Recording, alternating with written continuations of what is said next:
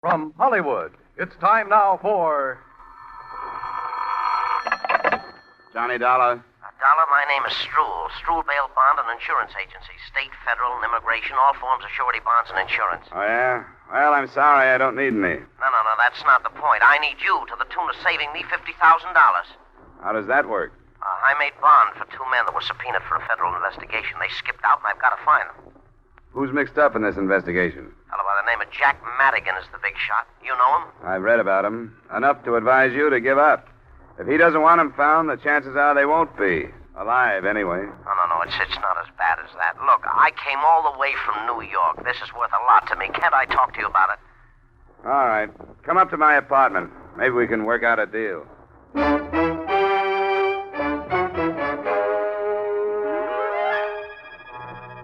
Edmund O'Brien in a transcribed adventure of the man with the action-packed expense account. America's fabulous freelance investigator. Yours truly, Johnny Dollar.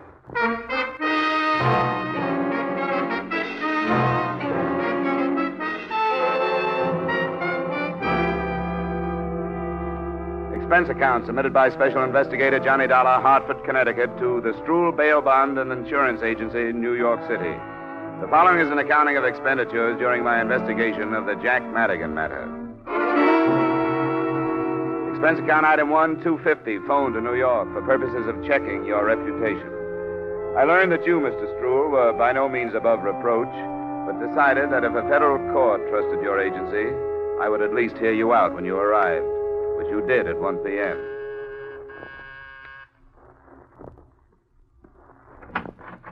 Mr. Dollar? Come on in, Mr. Struhl. Thank you.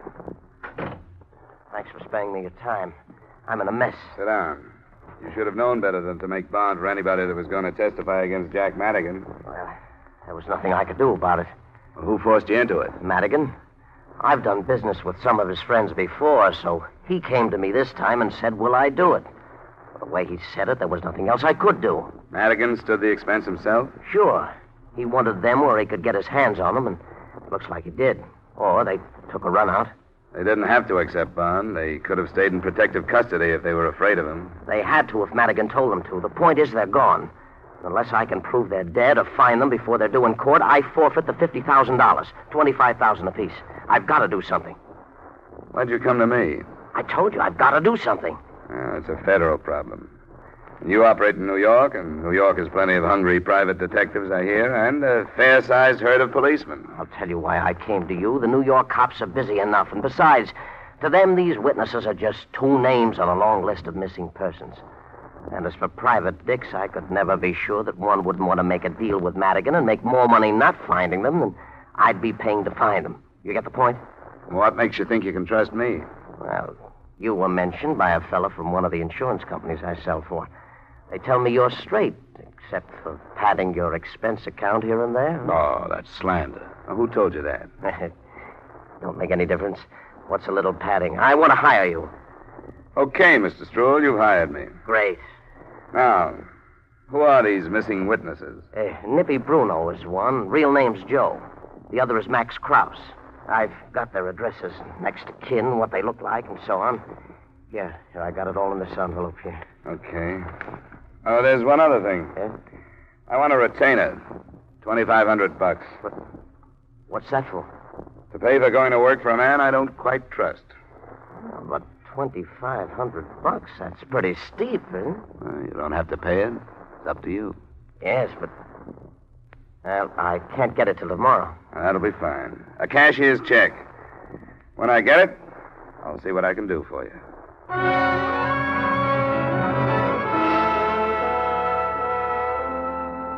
I didn't expect the check to arrive, but it did. Special messenger the next afternoon. Expense account item 2, $12.50, transportation from Hartford to New York City. Expense account item 3, $23.85, dinner and drinks for a Herald American reporter who was more familiar with Jack Madigan than I. His statement enclosed. A lot of things have been written and said about Madigan by a lot of people, including me.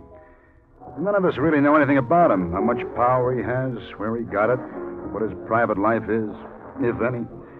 And these witnesses being missing isn't even news. People who've gotten in his way have been dropping out of sight for years. There's Jim Schwartz and Big Tom Green. There's Woody South, just to name a few. I'd keep that in mind if I were you.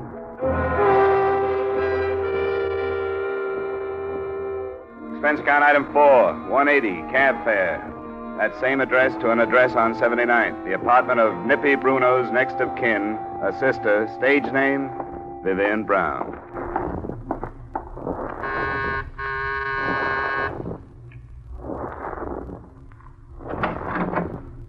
Good evening, sir. Hello. Miss Vivian Brown in? Who shall I say is calling? My name is Dollar. Mr. Dollar? She doesn't know me. Tell her I have some news about her brother. Come in, please. This way, please. Miss Brown is dressing to go out. I'll ask if she'll see you.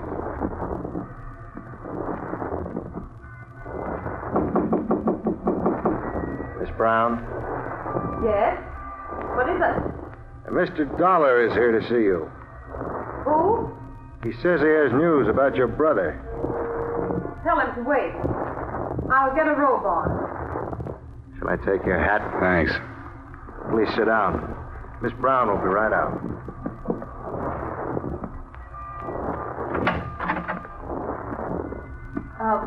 What was your name? I didn't get it. Dollar, Johnny Dollar. What makes you think I'd be interested in any news about Brother Nippy? Well, the mention of him got me in here. My butler doesn't slam the door on anybody until I tell him to. What brought you here? I'm looking for your brother. Then you've definitely come to the wrong place. Why should you be looking for him? I'm being paid to. The man who put up $25,000 bond for him wants to know where he is. I don't get it. What bond? You don't wear innocence very well, Angel, but I'll go along with the gag.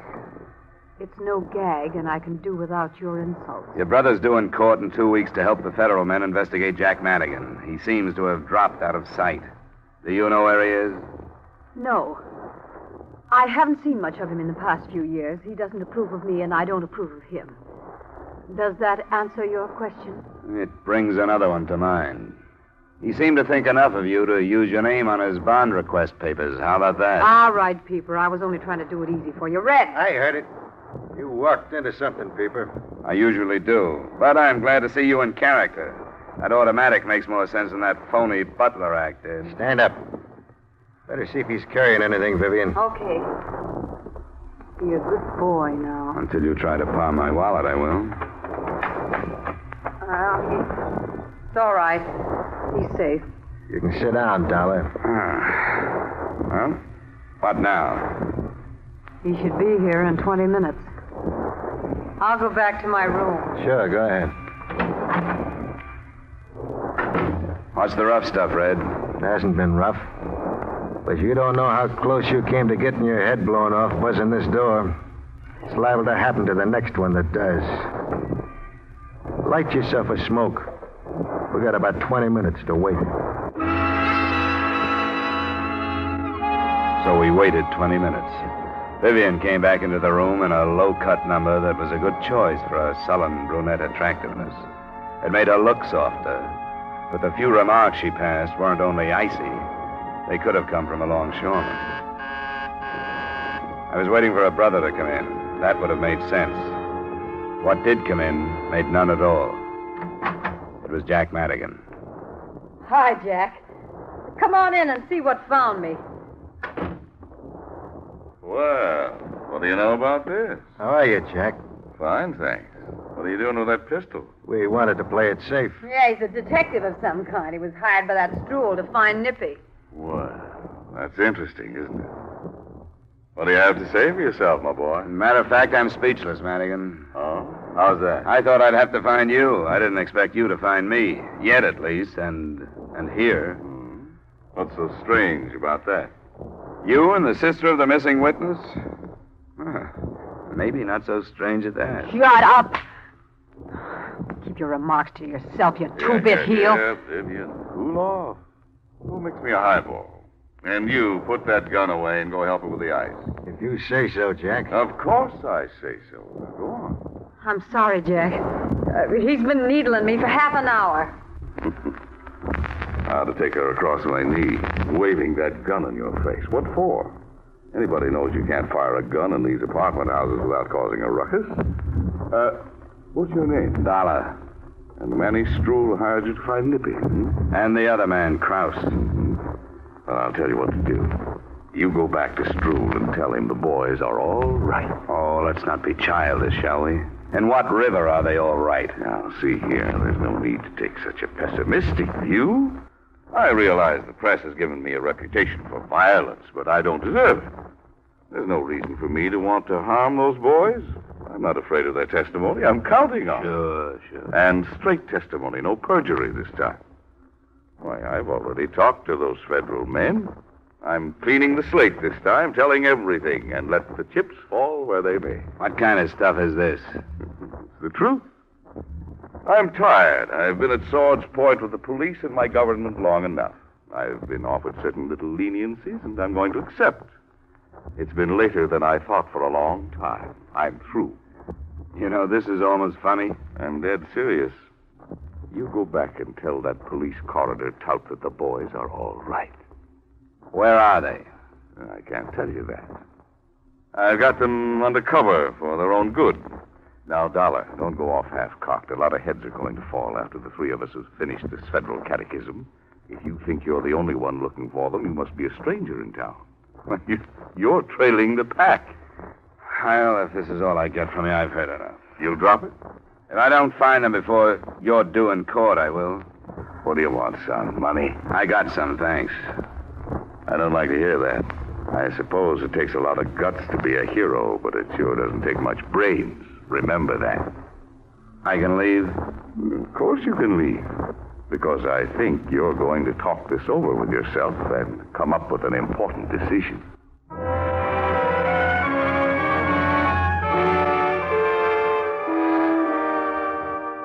I did talk it over with myself, but not until I found a cab stand on the corner and turned around.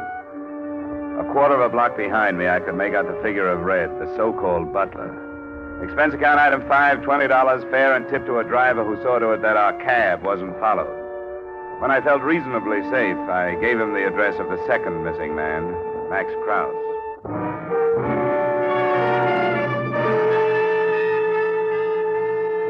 I didn't know what I expected to find there, other than an empty flat with possibly a lead of some kind. There was a trace of light showing under the door.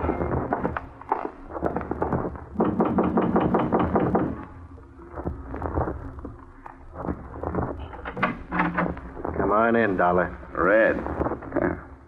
I didn't expect a butler in a place like this. Come on in.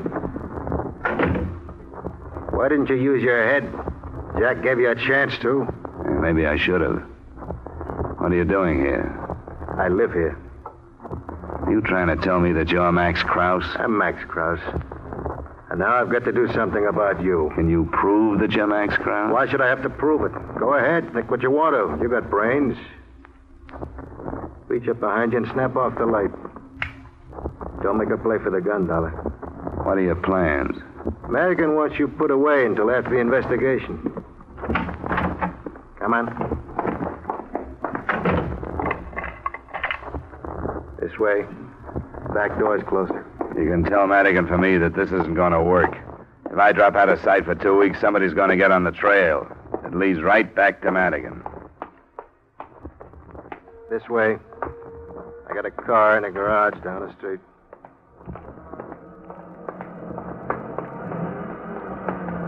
That's him.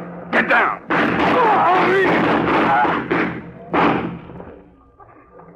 Max, let me see. Sure. Now you believe him. Let me get your coat. Get away. I hate your God.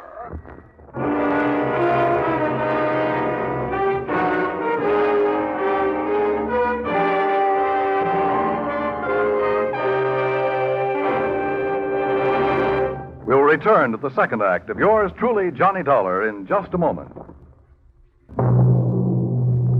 Now, with our star, Edmund O'Brien, we return you to the second act of yours truly, Johnny Dollar.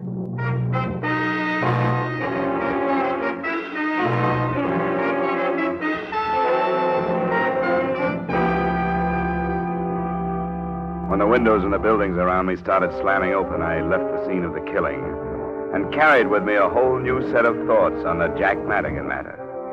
None of them were good. But the worst was the fact that the description I'd gotten of Max Krause would in no way fit the dead man I now thought was Max Krause. Expense account item 6, cab fare to your address, Mr. Struhl.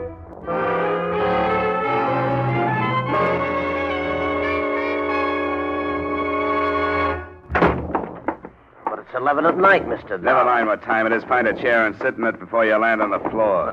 What's got into you? Sit down. Who paid you to hire me? What did you say? Who did? Paid me to hire you? What kind of a question is that? Answer it. Well, nobody did. It was my investment. Who would protect it but me? What's the matter with you? Come here, look at this. Read it right there. I want to hear you. Max Krause, age 34, 5'11", 170 pounds, swarthy complexion, black hair, black eyes. Well, all right, why did you give me a phony description? Phony? The Max Krause I found had red hair and blue eyes. I don't get it. None of this. What are you talking about? Krause is dead. He was killed because I didn't know who he was and drew him out into the open. When did this happen? It happened. I was picked up the minute I hit town and followed. Who else but you knew what train I was arriving on and the hotel where I was stopping? Now, wait a minute. I don't think you've got right to jump at these conclusions. I hired you in good faith. Well, if you don't like the job, then quit. Not for a while. I stand a good chance of being picked up for questioning on that killing. I don't like that. I want an out. I want to know how it happened. From here, it looks like you sold out to somebody and hired me to put the finger on Krause. I don't like that either. Let me tell you something. If I was crazy enough to do a thing like that, I'd do it so nobody could prove I did. What about the phony description? It may have been a mistake. I don't know how it happened. I think we'd better find out. And let me know when you come up with a story.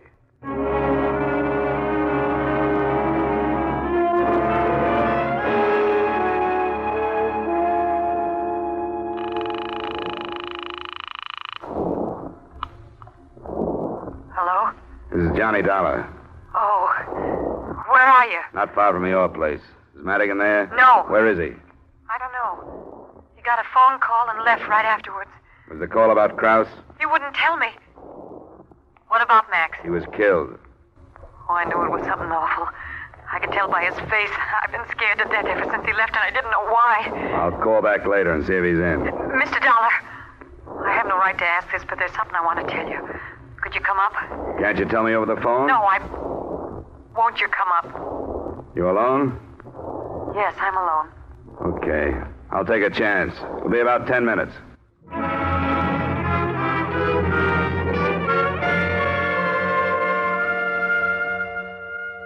was a 5-minute walk, and I noticed that New York streets seemed to be quieter than usual.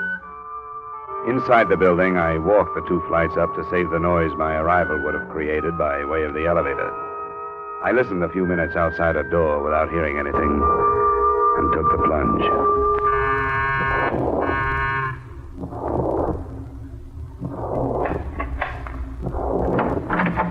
I had the feeling you'd change your mind and not come. I almost did.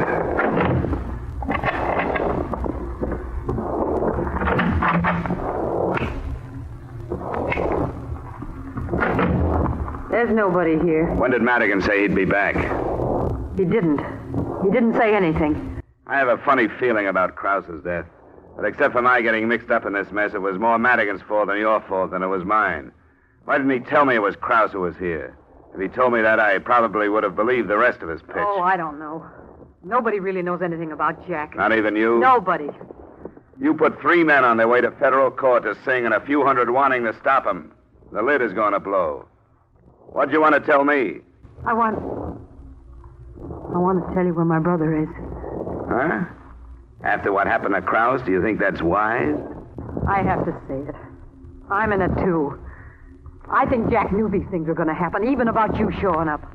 Knowing about it or planning it? I know it sounds impossible, but I keep remembering things he said about how he'd have the government men eaten out of his hand. He was bargaining for leniency. He told me, but why are you ratting on him? Because Jack doesn't care about anybody but himself. One of the threats to keep him from testifying was that I'd be kidnapped.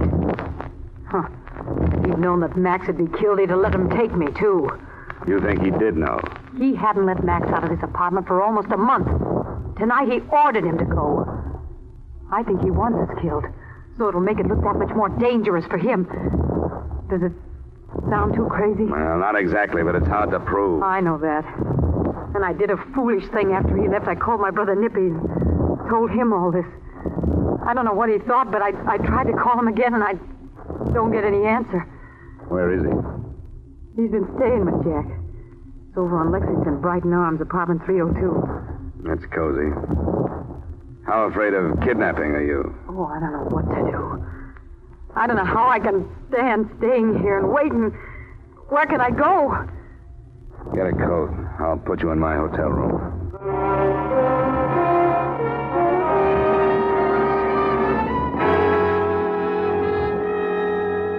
Expense account item 6, $10. Tip to the hotel detective to see that she stayed in the room. Item 7, $120 cab fare to Jack Madigan's address. I dropped my taxi a half block down and walked the rest of the way. What slowed me was the sight of a couple of prowl cars parked in front of the building. And even at that time of night, a small group of the morbid in a scattered circle on the sidewalk. I saw the body, but didn't move close enough to recognize it. Hey, what happened? Huh? Oh, a shooting. Anybody know who it is? The whole country will in the morning. He was due for a big federal probe. That's Jack Madigan. Where were you, Fred? Taking in another of them westerns, I suppose. There was more shooting right here than the whole picture. Hey, pardon me. Yeah? When did it happen, do you know? Not exactly. They've been here quite a while. Oh, about an hour, anyway. Can't find a medical examiner, and they can't do a thing about moving them till they do. Hey, Fred, wait till the editorials tomorrow night. Huh? This is top. They're too waiting.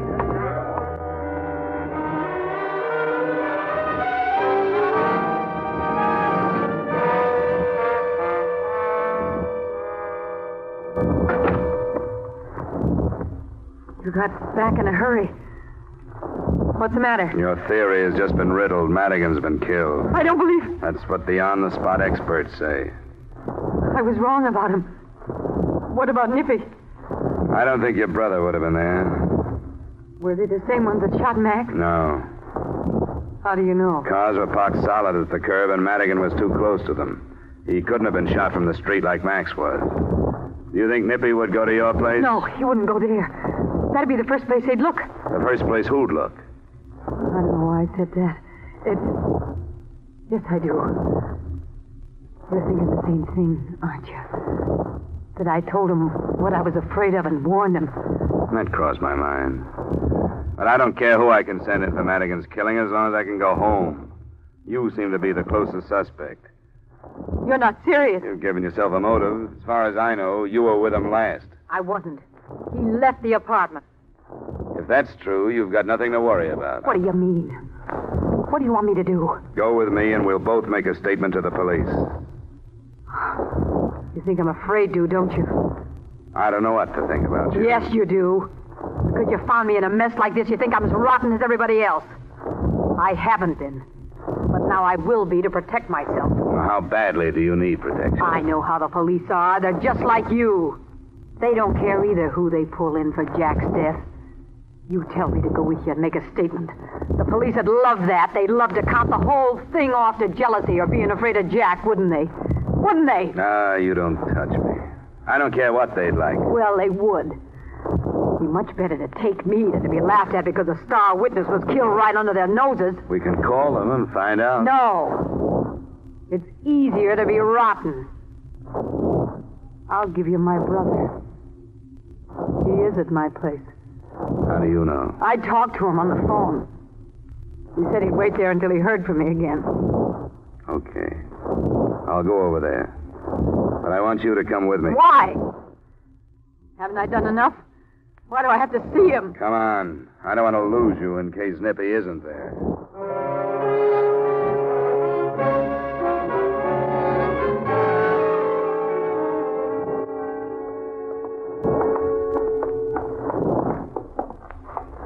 I'll do it. Give me the key.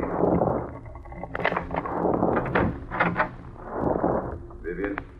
Answer him. Yes, Nippy.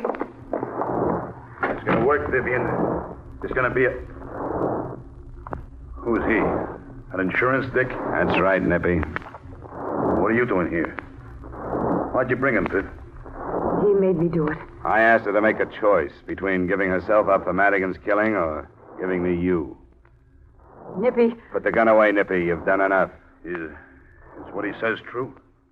he made me do it. He would have taken me to the police. You know what they would have done to me. But it's all right, Nippy. You can still work it out. Get away from me. She's wrong. You couldn't work it out, but you may do yourself some good by giving yourself up. Why did you do this, Vivian? Did you want to get rid of me, too? Oh, don't say that. You don't have What to are let you going him... to do if you get rid of me? Who's going to take care of you? Who's going to find more Jack Madigans for you to play with? Nippy, don't. Who's going to do the job for you when you get fed up and afraid to tear yourself loose? You don't have to let him take you, Nippy. I know you could take care of it when he got here. Is she worth it, Nippy? There wouldn't be a chance to count me off to a gang killing. You don't have to be afraid of him. I'm not. Then take him and get away. Not him. I'm afraid of you, Vivian. You're going with me. Stay away from her. Nippy, let go. And stop fighting. I wouldn't hurt you. You will. Go, Nippy. Let me go. Now, watch it, Dollar. Don't try it. Let go. Let go. No. Vivian, get it. I should have let him take you.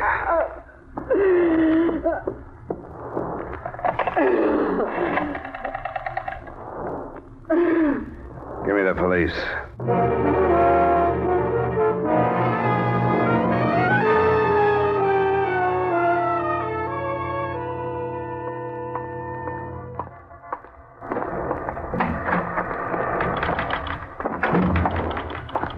Where can I find... Oh, there you are, Stroll. Ah, good morning, Mr. Dollar. I read about it in the paper. They're holding the girl? Yeah, as accessory. And I wouldn't advise your going her bail. No, I certainly won't. I've had trouble enough with this group. You know, you didn't make it easy for me with that phony description. Yeah, I know that description. It was given to me by Madigan's boys. I should have checked it. But don't worry, a mistake like that won't happen again. None of your mistakes will happen to me again. Huh?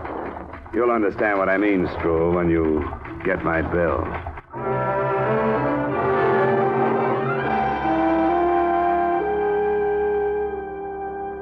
Expense account item 8, same as item 2. Item 9, miscellaneous, $2,500. Expense account total, $2,720. Remarks?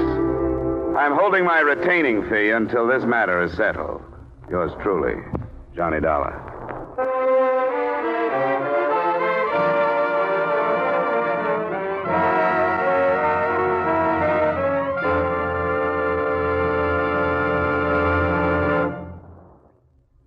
Yours truly, Johnny Dollar, stars Edmund O'Brien in the title role and is written by Gil Dowd with music by Wilbur Hatch.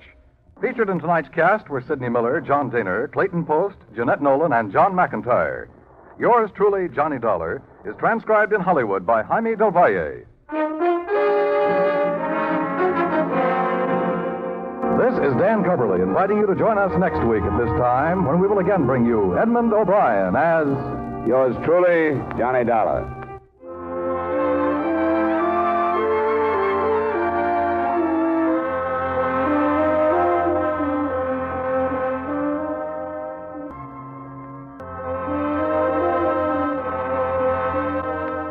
This is CBS, the Columbia Broadcasting System.